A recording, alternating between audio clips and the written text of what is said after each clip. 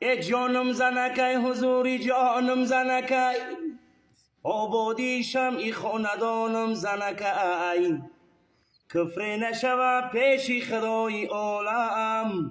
هنگام نماز در زبانم زنکای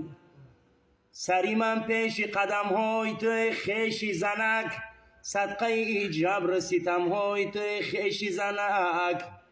نکشی تو به جهان درد علم های زیاد بکشم درد علم های تر خیشی زنک زنان را حرمت باید که آنها مادرانی ما همه هستی در این دنیا زی مادر می شود پیدا زنان را حرمت باید که آنها غمگساری ما درونی خانه و سرا مددگاران کاری ما زنان را حرمت باید که آنها مادری فرزند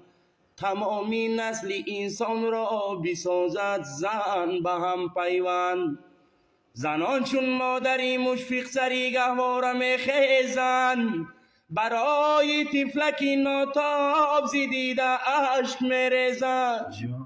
نگاهی بد به سوی زن نگاهی مردی کامل نیست بیرنجاند کسی زن را بدان که مردی عاقل نیست زن راحتی تن راحتی دل راحتی جان است زن زندگی و زندگی افروزی جهان است بی زن به یگان خانه به دولت نرسد مرد رحمت به همان مرد که غمخوار زنان است مردها باید نمیرند